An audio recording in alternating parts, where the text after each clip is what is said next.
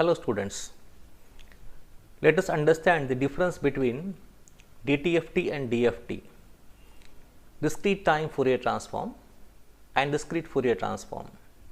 We know that Fourier transform is used to convert a domain of a sequence or a signal. It converts time domain signal into frequency domain. So, these are the two mathematical tools we have, DTFT and DFT. So, DTFT is a theoretical tool.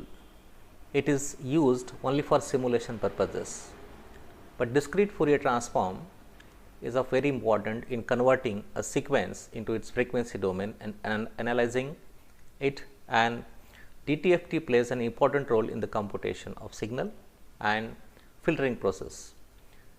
So, it is nothing but it is a sampled version of DTFT, because here omega is changed to discrete version. We will see that practically the DFT is realizable. Practically DFT is realizable function. So, before writing the equation for DTFT and DFT, let us understand what is mean by discrete time sequence, because here we have omega and uppercase n. By studying this or by knowing this, you will understand the difference between the equation of DTFT and DFT. So, what is discrete time sequence? So, discrete time sequence, generally we get this discrete time sequence by sampling a continuous time signal. Okay. Discrete time signals are represented mathematically as a sequence of numbers, a sequence of numbers x, which is the nth number in the sequence, is denoted by xn. Okay. Formally it is written as x is set of xn. Okay. So, xn is a set.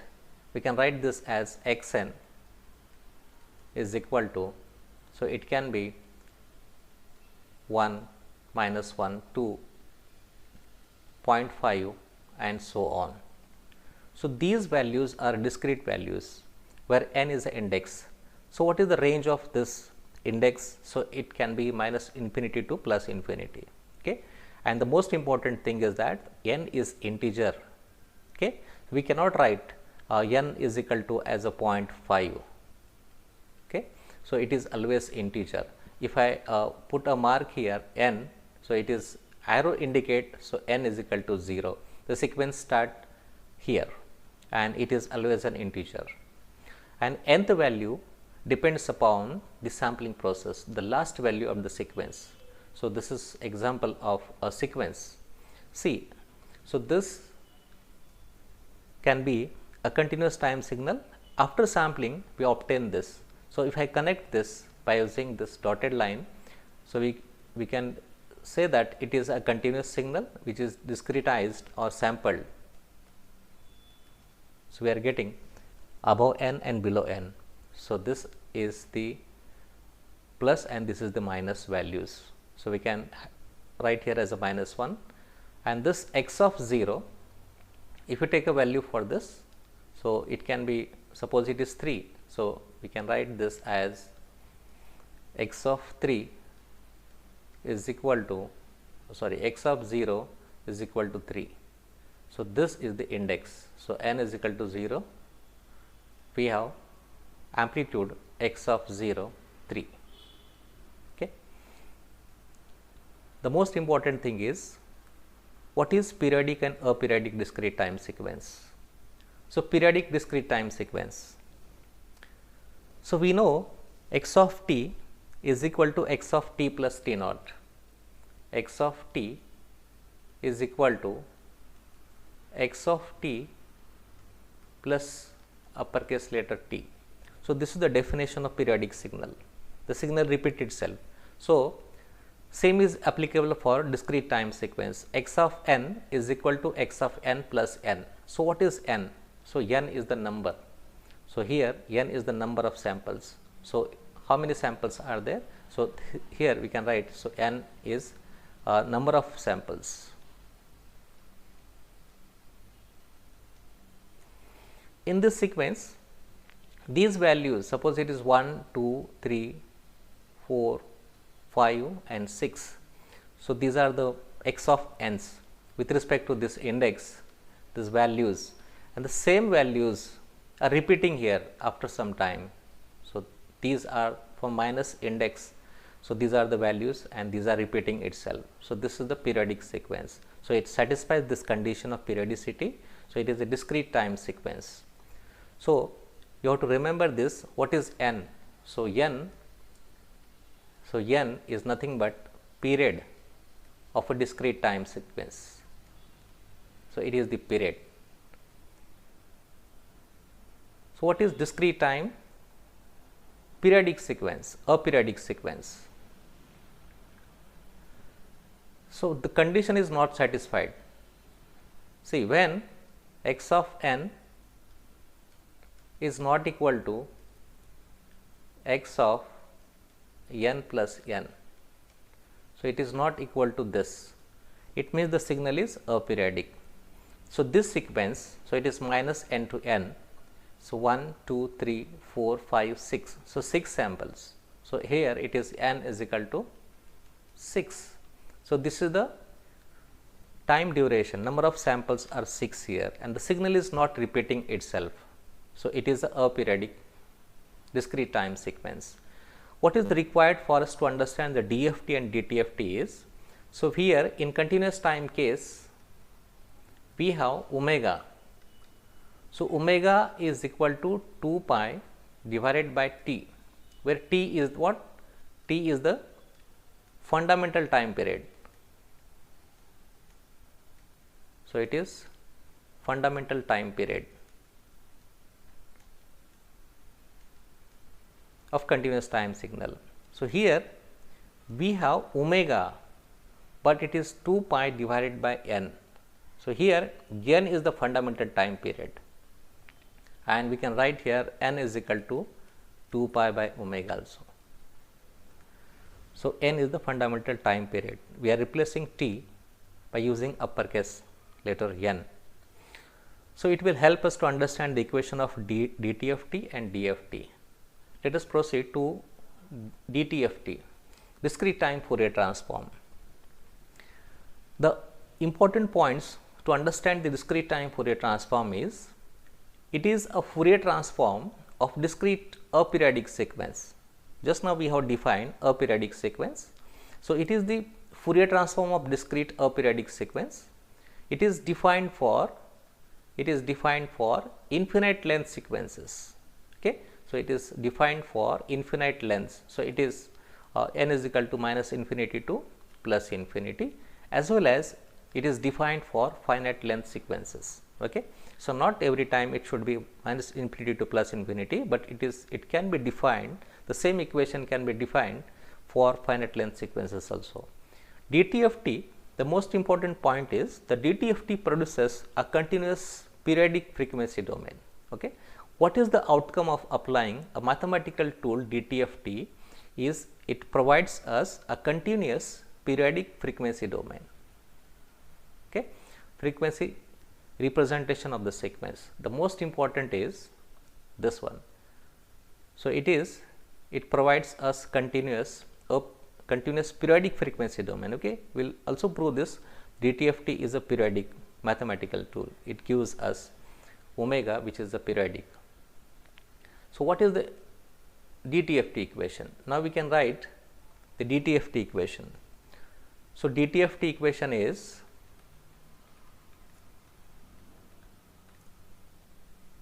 so let us say x of e raised to j omega,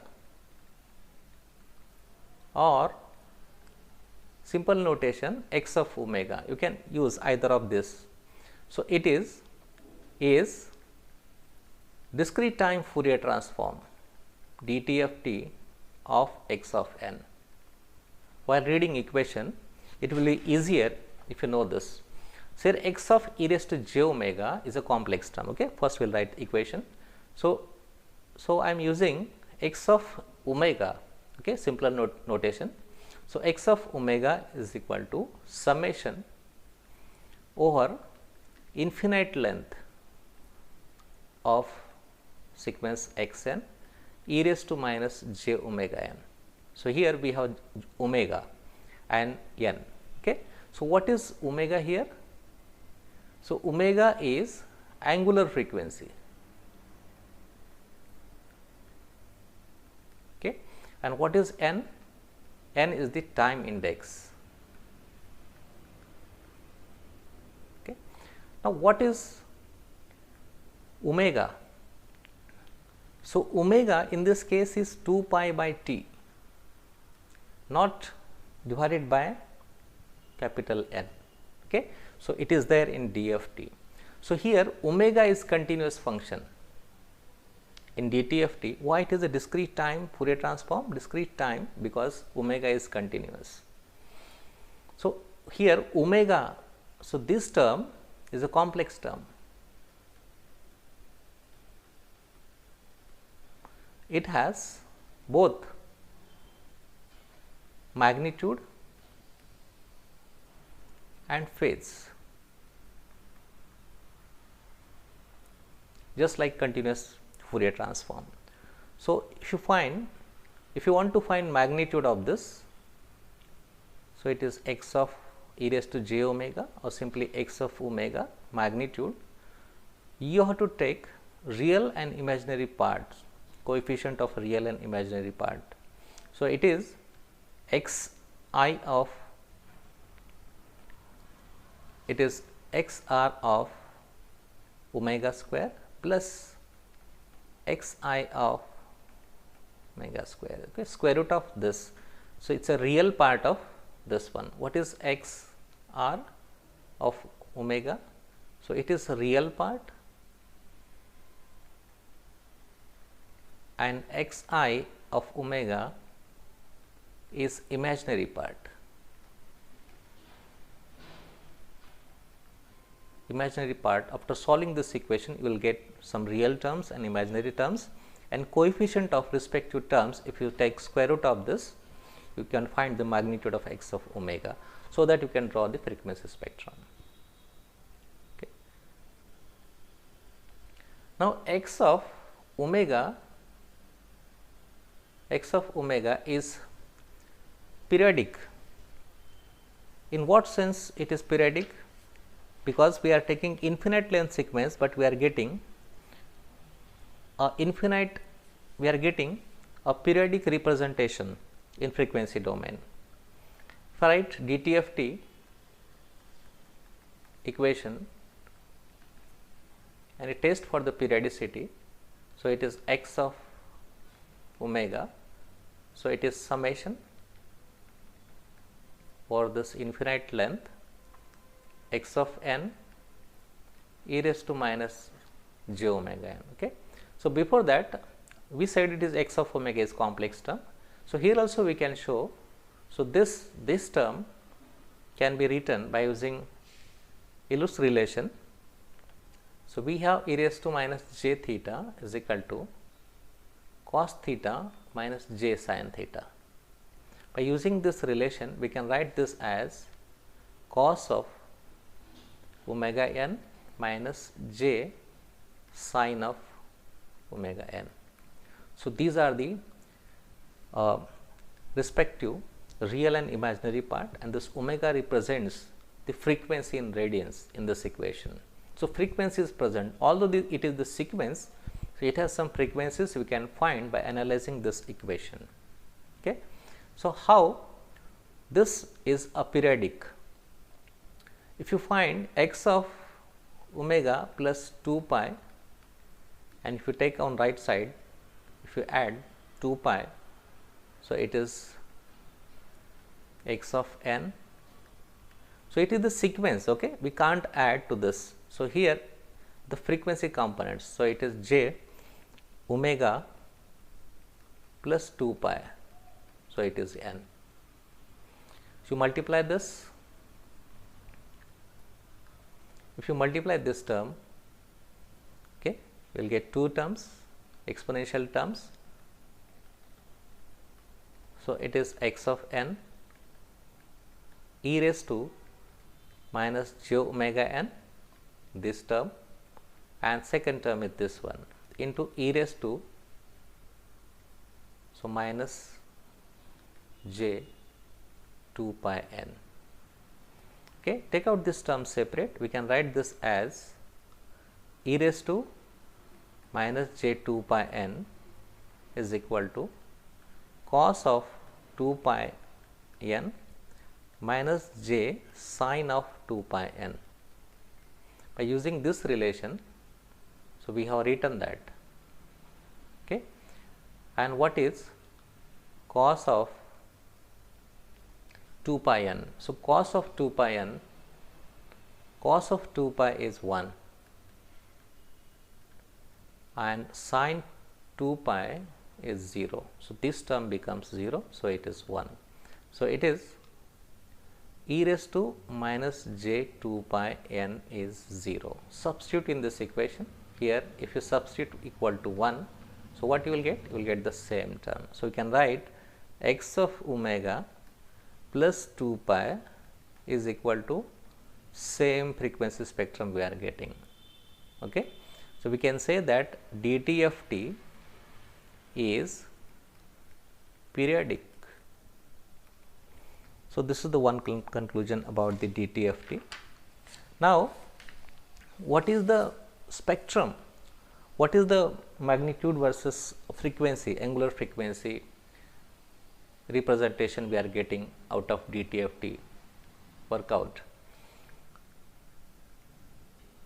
Suppose we have magnitude x of omega, okay, and we have plotted x of omega versus omega. So we can get, now before that, what is the range of omega? So range of omega is, it is 0 to 2 pi in DTFT. This is the worth remembering point, DTFT, or we can say it is minus pi to pi. So it is 2 pi. So we can write either 0 here. Suppose it is the representation, it is the frequency domain representation. We are getting like this. So this is up to 2 pi, or else we can show like this also. So here it is a symmetric about vertical axis. So it is minus pi to pi. So it is frequency versus magnitude of x of omega. So this is the important point. When we write the equation of DFT, you will understand the difference between the omega is continuous and their omega is completely discrete. So let us write the equation for DFT. Okay, DFT, discrete Fourier transform. So x of k is the notation. X of k is discrete Fourier transform. Discrete Fourier transform of x of n, okay, which is a periodic. X of n is a periodic in case of DFT. So x of k is equal to summation, okay. So this is defined for finite length. So it is the sampled version of the DTFT. The length is not infinite, so it is finite. So it is n is equal to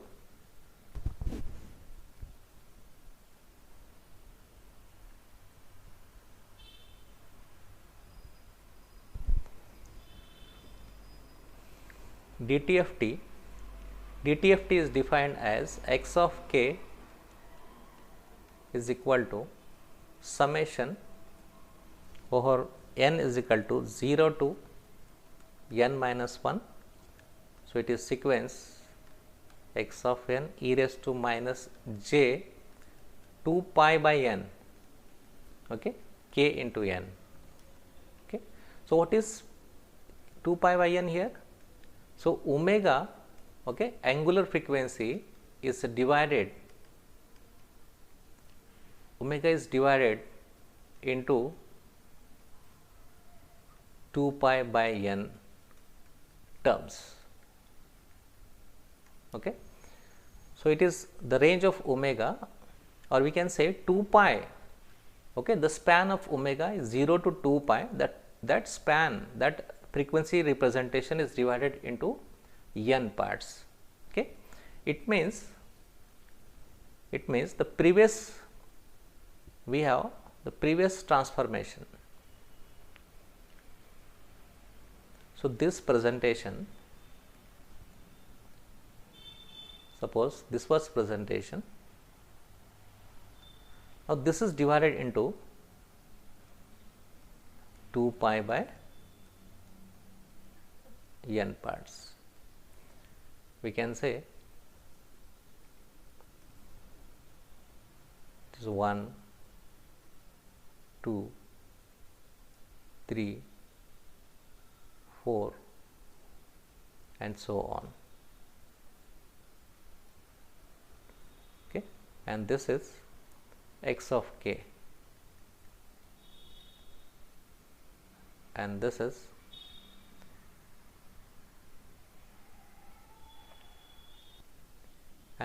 n minus 1. Okay, we have fixed length 0 to n minus 1. Now, what is k? So, k is 0, 1, 2, 3 and it is up to n minus 1, and range of n is also defined here. So, it is 0 to n minus 1. We will see